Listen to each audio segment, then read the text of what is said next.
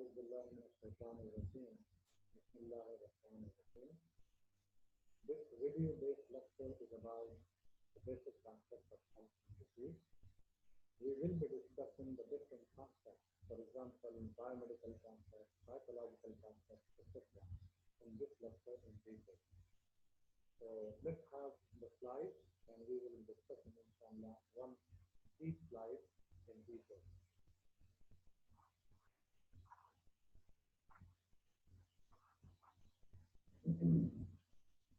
So health is evolved over the centuries. Changing concepts of health and now are. First is the biomedical concept, the ecological concept, the psychosocial concept, and the holistic. Regarding biomedical concepts, traditionally health has been viewed as an absence of disease, and if one was free from disease, then the person was considered as healthy. This was the biomedical concept. Like apparently, if a person does not have any sign and symptoms, that person is free of disease. So that is basically the biomedical concept. This concept has the basis in the germ theory of disease. And what is the germ theory of disease?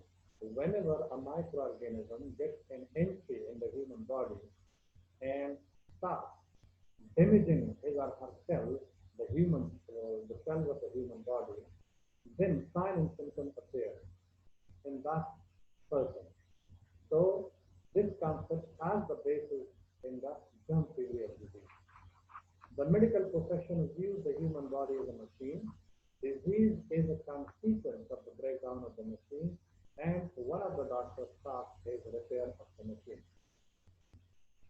Exactly in the seminar, like whenever we have a machine, for example, it is a washing machine or it is any other machine in our house, and it gets damaged, it stops working, then what do? We take that machine to a mechanic to repair it. It might have got damaged somewhere, and that's why it has stopped working. So like that machine, like other machine, human body is also a machine. And whenever something happens in this machine, the person then showing or start showing some sign and symptoms of that breakdown. So the doctor asks, and who is the mechanic? Over here, the mechanic is a doctor. The person goes to a doctor with a complaint, and the doctor assesses and accordingly prescribes the remedy to repair the machine. That was the biomedical concept. And the ecological concept, from ecological point of view, health is viewed as a dynamic equilibrium between human being and environment. And disease is a maladjustment of the human organism to the environment. This ecological concept talk about the equilibrium. Like there must be an equilibrium between the human being and the surrounding environment. If there is something happen or something wrong, and it disturbs the equilibrium, then the human being does not feel well or he gets ill. So this concept is basically regarding the equilibrium between human being and the environment. So what happens? And a disease is a maladjustment of the over here, it is not a damage to the human body, but it is a maladjustment of the human body to the environment. And according to Dobos, health implies the relative absence of pain and discomfort, and continuous adaptation and adjustment to the environment to ensure optimal function. Health implies the relative absence of pain and discomfort. He says that health is basically a person who is healthy should have free of pain and any kind of discomfort. Like he shall have no sign and symptoms, and then only that person will be called as a healthy person. And moreover, this person should have a continuous adaptation example, if a person comes from an area where the temperature is so cold, and he in the other area where the temperature is high, so it is difficult for that person to adjust himself to that environment. He will try for the first time, that is very difficult for him, and later on with the passage of time, gradually he tries to adapt himself or herself to that environment. So that is called an adaptation. So that person to ensure optimal function. And only then, if a person can adjust himself or herself to the environment, only he or she can function. Otherwise, he or she cannot function, and he has to leave that environment. According to psychosocial concepts, health is not only biomedical phenomenon, but it is influenced by social, psychological, cultural, economic, and political factors of the people concerned. Psychosocial concept, psycho is your psychological health. Social here is your interaction with a human being. When a person has a good interaction, good communication skills, and he has the ability to make relationships with other human beings, so that person is said to be a socialized person, and he can easily adjust himself in that social environment. So according to psychosocial concepts, health is not only biomedical phenomenon, but it is influenced by social, psychological, cultural, economic, political factors of the people concerned. Biomedical phenomenon says that there shall be no injury or damage to any part of the human body, and only then he or she can function, means free of signs and symptoms. But here, the concept is somehow different from the biomedical concept. You must be psychologically, your health is influenced, is affected by the social. When you have a good interaction with the people, you will be having a good health. Psychological, if you don't have any stress or tension or something psychological symptom, you will be called as a healthy person. And the cultural, economic, a culture, there may be different cultures in a metropolitan city. When a person comes to that city and he starts to live in that city, he must be having some people with his culture, so that he can easily adapt himself.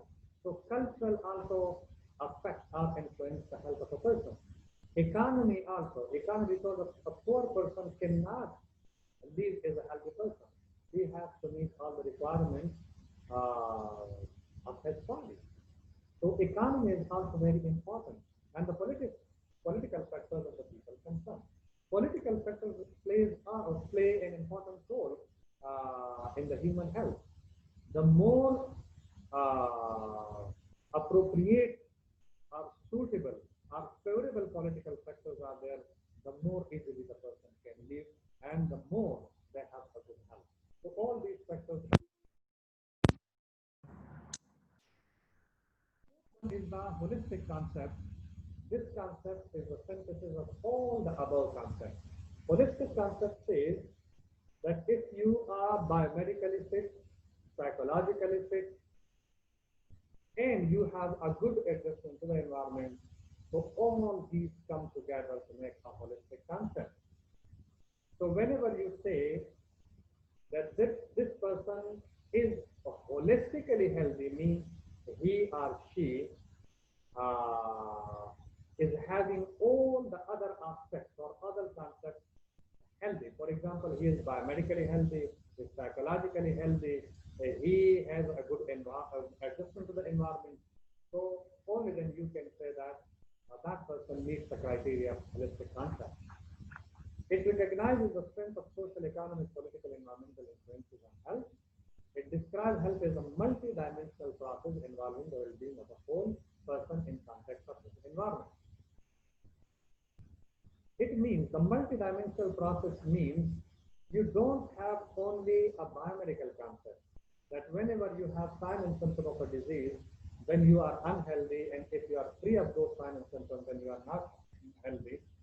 It is not like that. Multidimensional, your psychosocial, your cultural, your economic, all the factors that influence your health. If all the factors you overcome, you have a good adjustment with the environment, you are psychologically healthy, you are socially healthy, you are medically healthy, only then you are meeting all the multidimensional process, and then you will be set as a healthy person. What is health? A state of complete physical, mental, and social well-being, and not merely the absence of disease or infirmity. And moreover, you have a good reproductive system as well. You must be reproductively healthy. This is a definition of WHO. So this is a social dimension, this is a mental dimension, and that is a physical dimension. All the three dimensions must be working, and only then you will be set as what they call as a healthy person.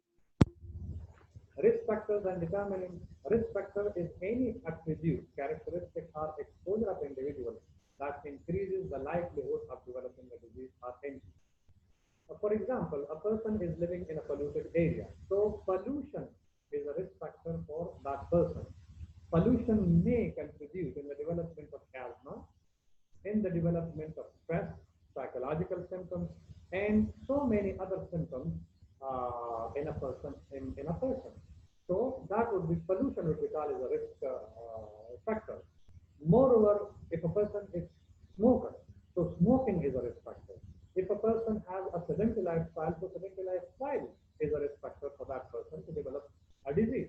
If a person is obesity is a risk factor.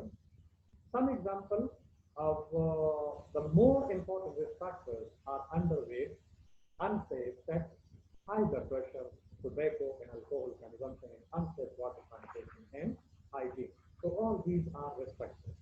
Determinant of health, many factors combine together to affect the health of individuals and communities. So determinant, you may take it in a negative way, in a positive way. If you have got good healthcare facilities, then that is also determinant of health. You will be having good health. Or if there are good healthcare facilities in a community, and the people are availing those, utilizing those services, then those people would be healthy. So that is also a determinant. For example, smoking, pollution, and all that. So determinants, there are many determinants of health: socio-economic determinants, physical determinants, person's individual characteristics and behavior. So we are discussing these one by one. This is your social environment. This is your physical environment. This is your economical environment, and this is your lifestyle.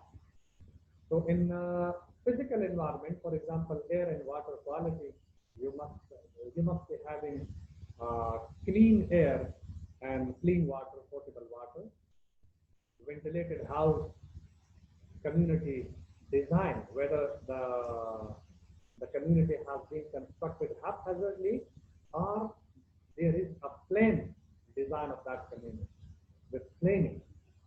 Transportation network, noise, etc. If there is a noise, the people cannot leave. It will have a bad effect. And if there are transportation facilities, that will facilitate them to go anywhere or to meet their needs. Social, for example, you are an educated person, you have education facilities, family structure, your family structure and size, discrimination, health services, crime and violence. Whether you have all these things or these are absent. For example, crime, violence, you have good services, and the right is given to each and every individual. There is no discrimination between male and female, between old and young. And the lifestyle, for example, you have got a balanced diet, the tobacco, whether you use tobacco or not, the physical activity, whether you are doing exercise, the drugs and alcohol use, and sexual activity, whether you use some kind of drug, you are addicted or not, you are not using. So all these things, they are also affecting the health of the human being. And the economic, for example, income. If the people are earning enough, they will be meeting their needs and they will be healthy. Employment, they are employed, and economic prosperity. If the people are rich, they can easily meet their needs and they can live a healthy life. So there are many determinants. For example, from here, we will start from here, the genetic and biological environment that affect the health. If your parents have the disease, then the offspring are prone to develop the disease. Behavior, for example, you have a risky behavior or you are a healthy behavior. You are smoking, that is a risky behavior. If you are exercising, that is a good, healthy behavior. Environment, your environment is clean or dirty, there is no pollution, clean air and clean water, so that is a good environment and that will positively affect the health, and if you have, and vice versa. Socio-economic, if the people are rich, they have employment, then they will meet their needs and accordingly their health will be good. And health services system, if there are good health services available and they are utilizing, then their health will be good, and vice versa. Socio-cultural, if they have good relationship with other people, they have good relationship with other people, they will be enjoying their life and they will be living a good health. Individual, as far as individual is concerned, aging of the population.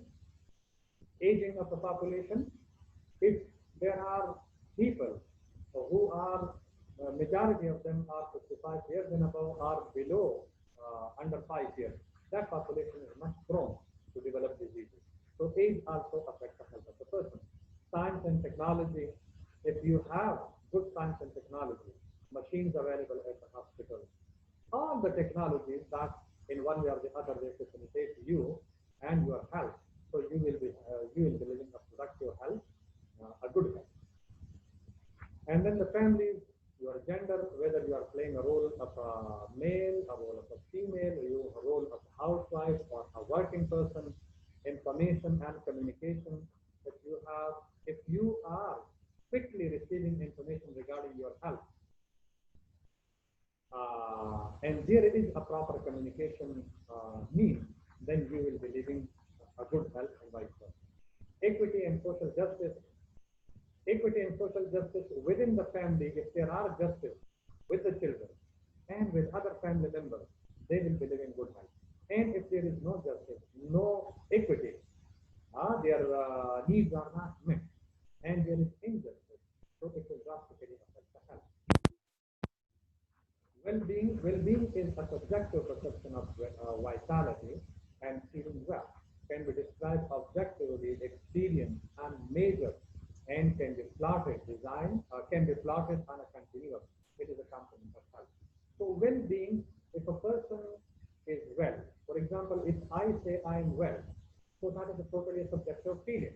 If I'm not feeling well and apparently I am healthy, there is no sign and symptom, the other person cannot see anything in me, and still that person may perceive that I am healthy, but if I have some psychological problem or any other problem other than the medical problem, the other person cannot see that. So that is totally a subjective feeling. I can judge myself, I can evaluate myself, my body, whether I'm feeling good or I'm feeling bad. So this well-being can be plotted on a continuum, and that is a component of concept of well-being. Well-being of an individual or group of individuals have several components and has been exposed in various ways, such as standard of living or level of living and quality of life. So well-being of an individual or group may have several components and has been expressed in many ways, such as standard of living. So the house in which you live, the economy that you are earning, the money that you are earning, the community where you live, and other criteria of standards, and our level of living and quality of life. So quality of life is also that is a subjective feeling. If I say that I am living a good quality of life, then how can I say this? How can I say that? If I'm satisfied internally, there is no stress, there is no, my body is free of sign and symptoms. So I can say that I'm living a good quality. So it varies from person to person. A person who is earning 1 lakh may not be satisfied with that earning, and a person who is earning 10,000 or 20,000 rupees may be very well satisfied with his life. So his quality of life will be good as compared to that person who is earning 1 lakh. Well-being of an individual To standard of living or level of living, and subjective quality of life and subjective component. So that is purely a subjective feeling. Thus, a distinction is drawn between the concept of level of living consisting of objective criteria and of quality of life comprising the individual's own subjective evaluation of these. So objective, which you apparently see, and subjective when you hear something from a person about his health or about anything, that is a subjective feeling.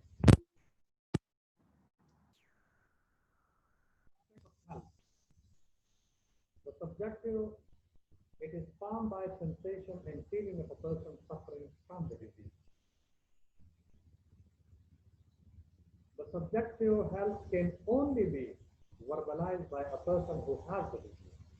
An objective, its basis is formed by objective parameter obtained by measurement of structure and function of a person during disease.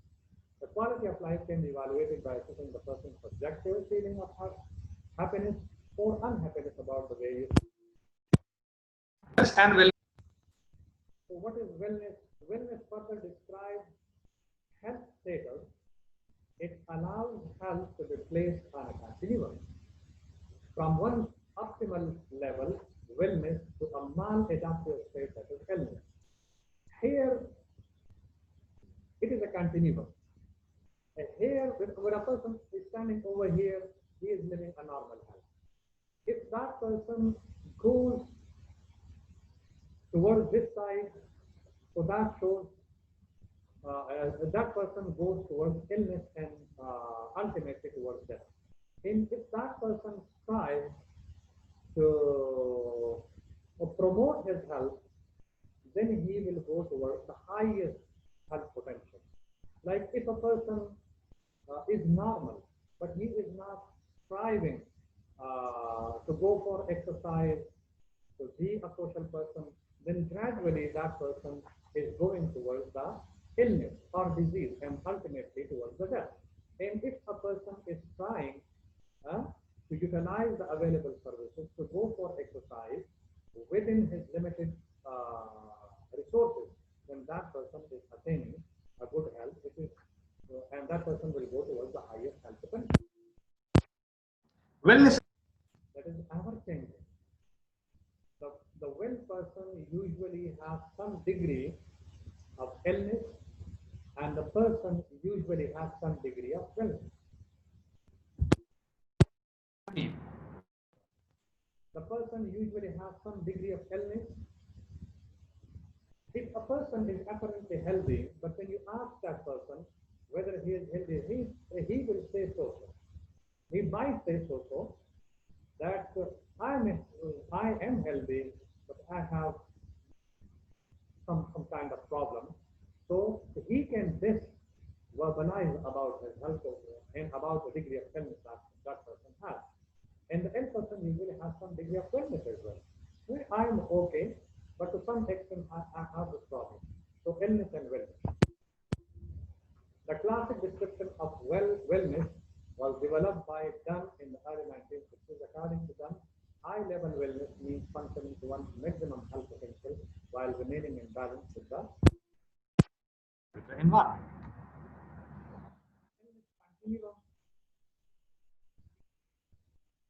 Major person's perceived level of wellness, health, and illness or disease, opposite ends of a health continuum, move back and forth forward with this continuum day by day, wide ranges of health or illness. So this is basically the continuum. This is a neutral point, no discernible illness or wellness. And here is, if a person is aware, as we have already discussed, information and communication, and he is gaining information about the health and is acting upon, then he will go towards the high level wellness. Then he gains education,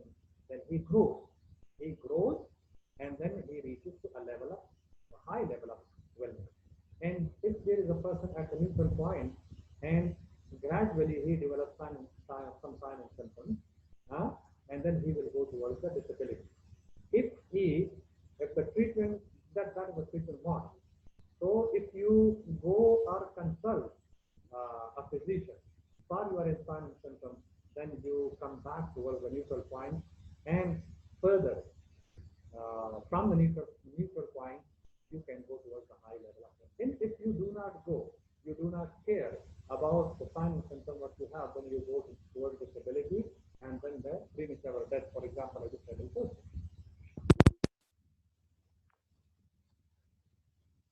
Dimensions of wellness. What are some of the dimensions of wellness? Environmental dimension, neat and clean environment, free of noise. Occupational.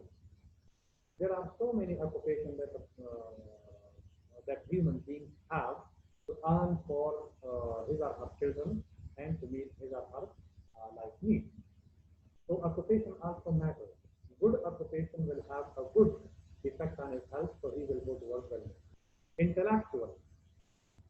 If you have good thinking, decision-making process, you are intelligent to take decisions and the right decision and use your brain wisely, then that will have a good effect on you. Spirituality is basically your inner self, the ritual that you are performing in this religion, the religion that you have and your practices, your worshipping, your practices. So those are spiritual well-being, and that will have an effect on them.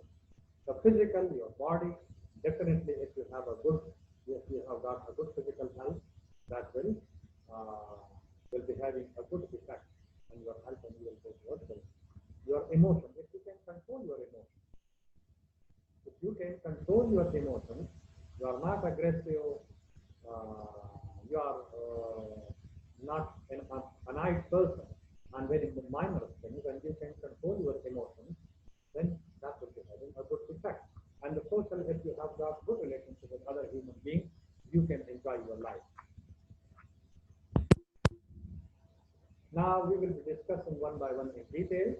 Physical, the ability to carry out daily tasks, achieve fitness, for example, pulmonary, cardiovascular, gastrointestinal, maintain adequate nutrition and proper body shape, avoiding abusing drugs and alcohol or using tobacco products, and generally to practice positive lifestyle. It means that if you are acting upon the principles of physical health, then you will be free of the physical signs.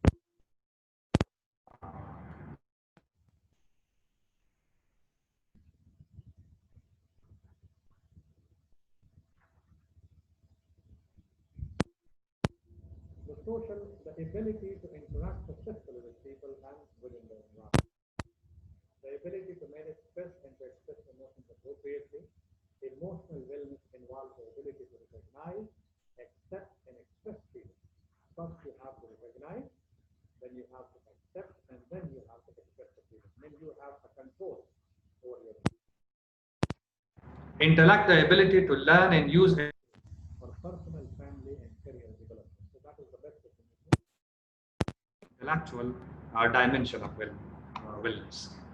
The belief in some force, nature, science, religion are a higher power that serve to unite human beings and provide meaning and purpose of life. What is the purpose of your life?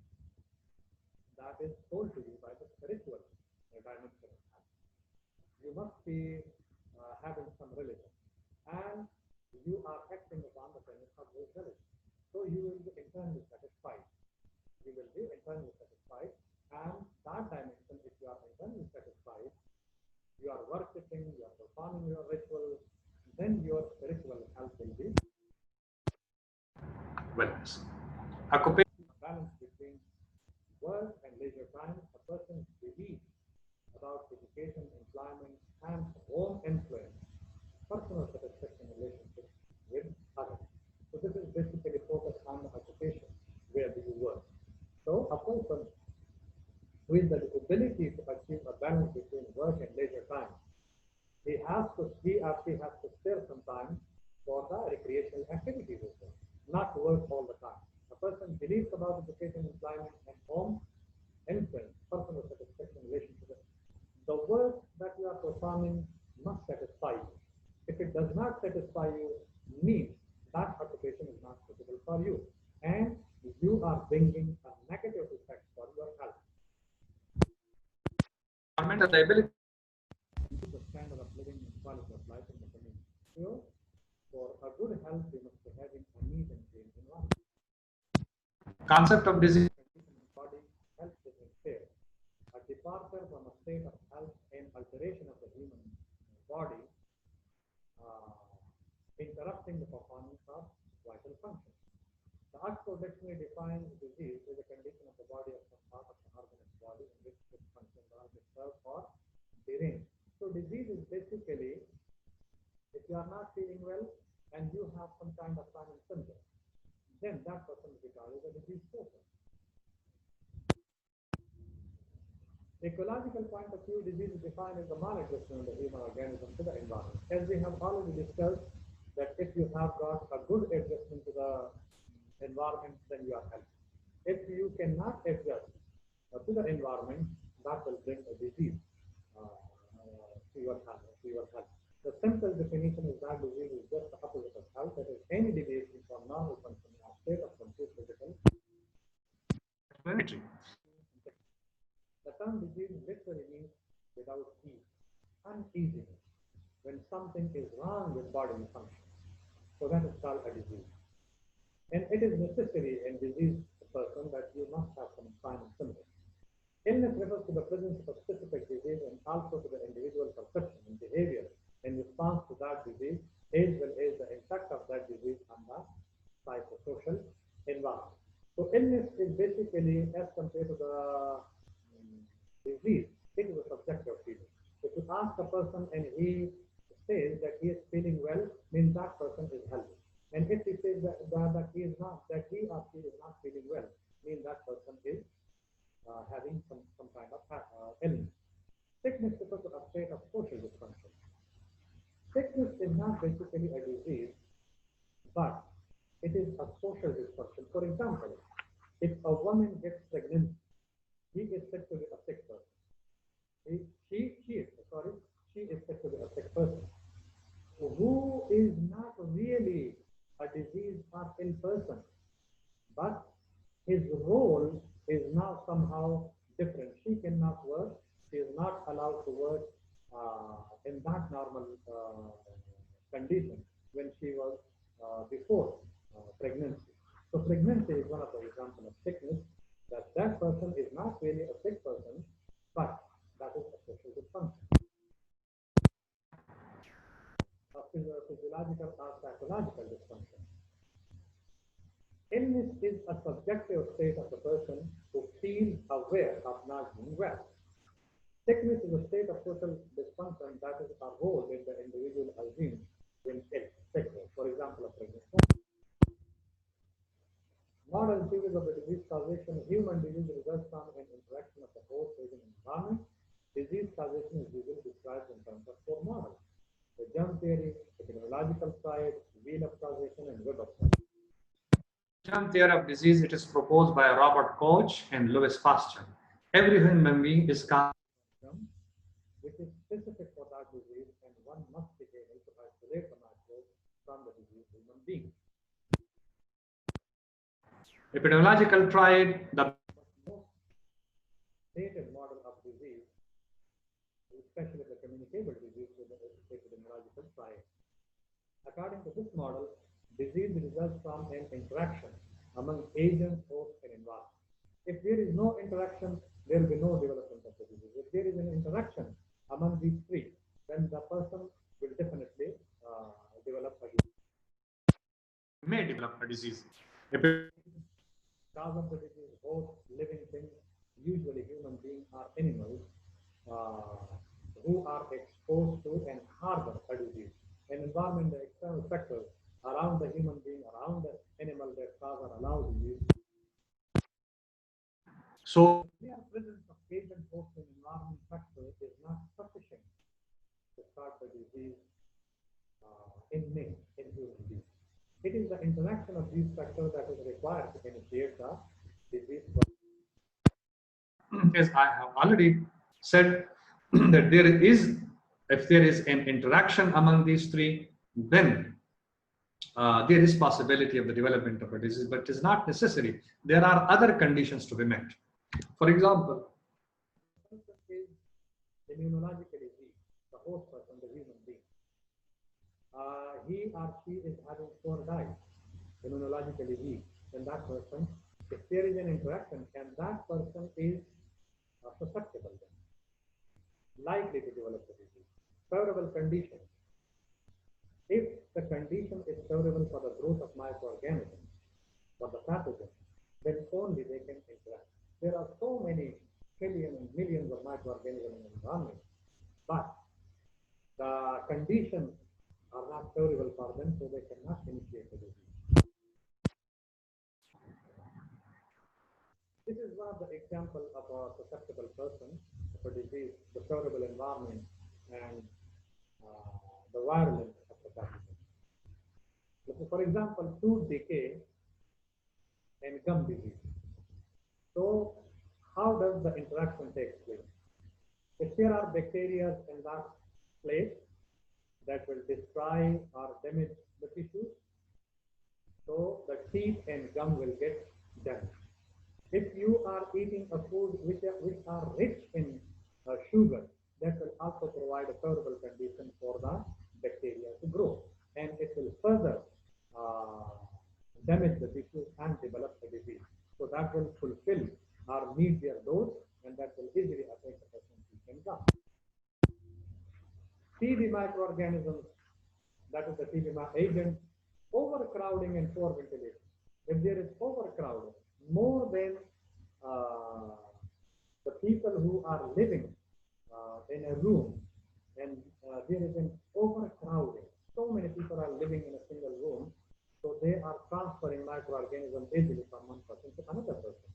And those people are also poor. They have poor quality of diet they are taking. So in that case, they are much prone because they are immunologically weak. So the TB microorganisms can grow, they can replicate because of poor nutrition, and the overcrowding environment is a favorable condition for these microorganisms to grow, and they will easily adapt. And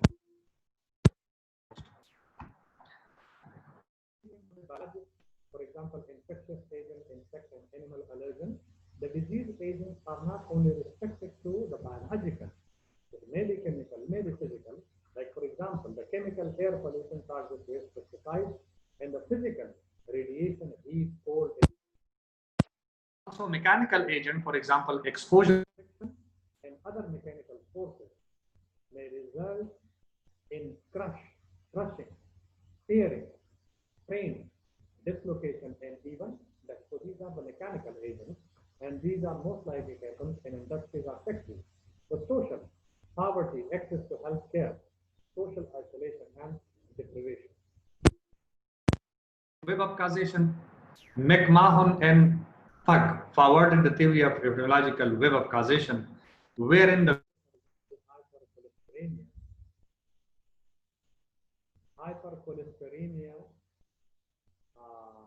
smoking, hypertension are likely in interaction with outside. Each factor has its own relative importance in causing the final departure from the state of health. Age will age interact with other modifying the effects of each. This is, we will explain it. Model. This is obesity. There are other factors: diet, stress, hormones, smoking, physical activity, heredity, hypertension, stroke, heart disease, blood clotting, irregularity, hardening in the entry, and hypertensive diseases.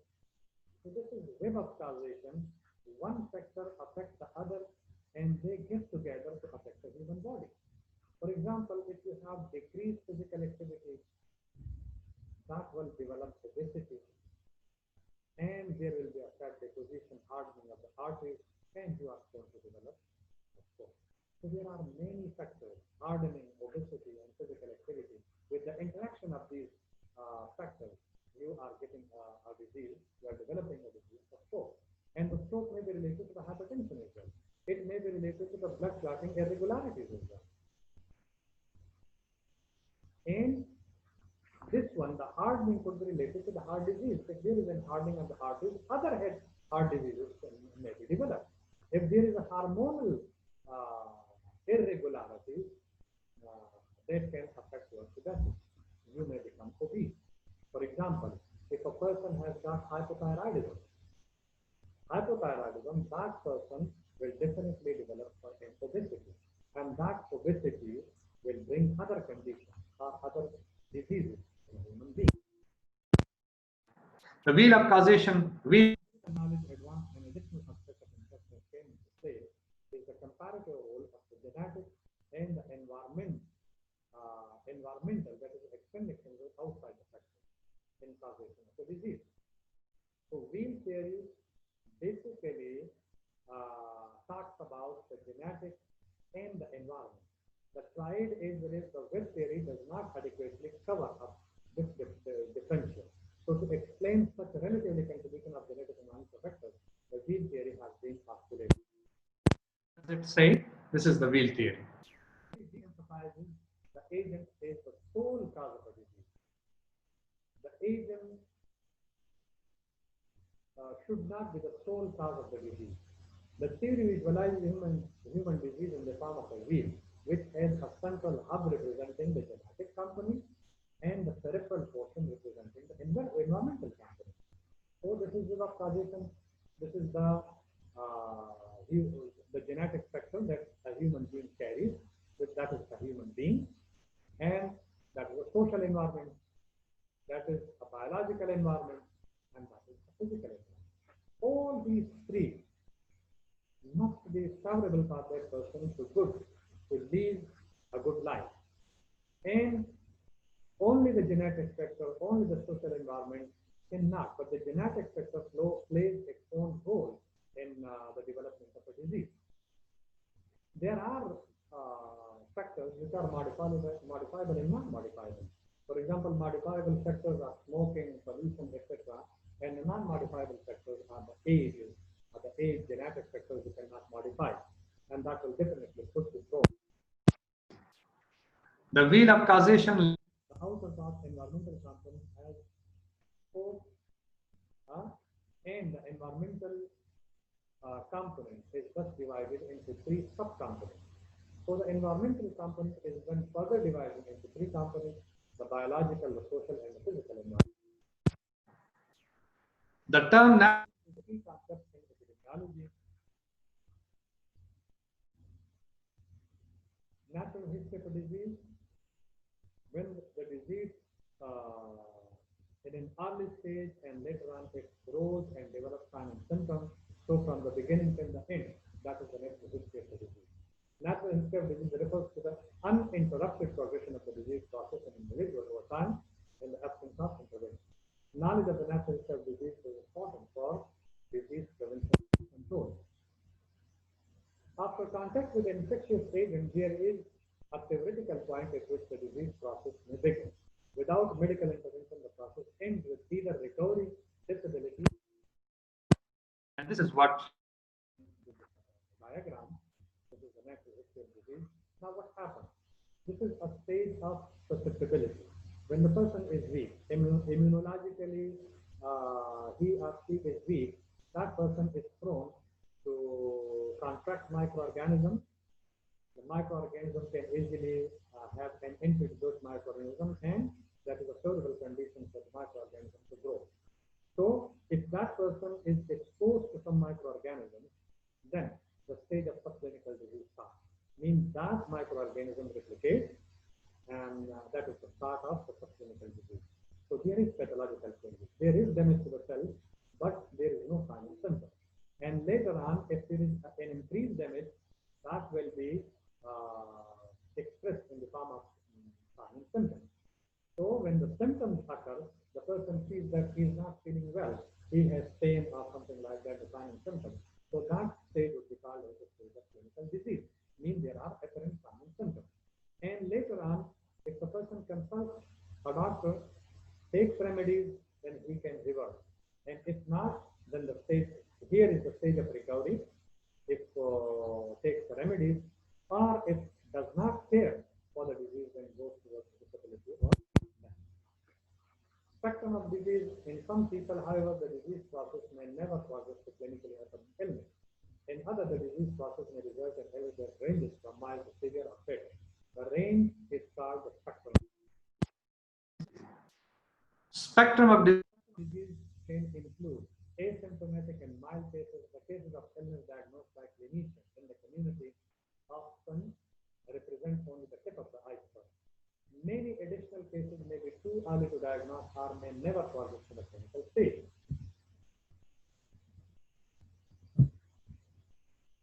Persons with inapparent or undiagnosed infection may be able to transmit infection to others. Such persons who are infectious but have subclinical disease are called carriers. These people have the microorganisms. Microorganisms are not.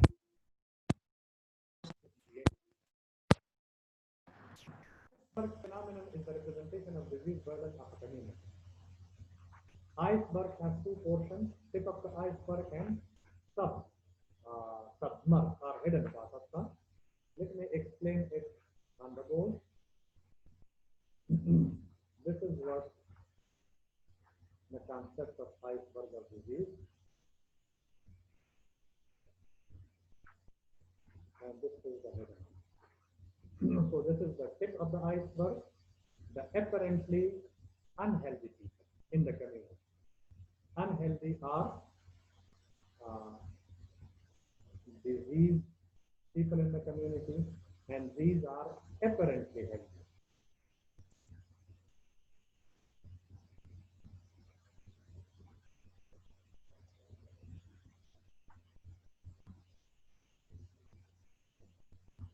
But they may have the disease, and they may have the disease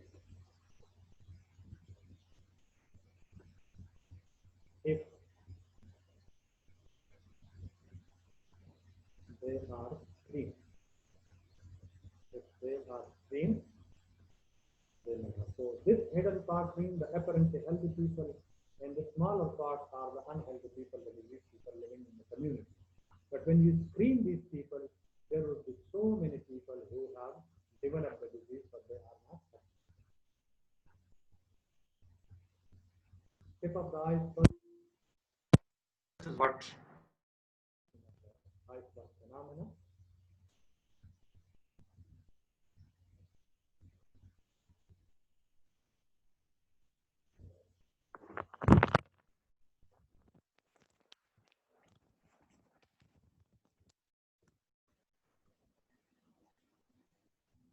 gender.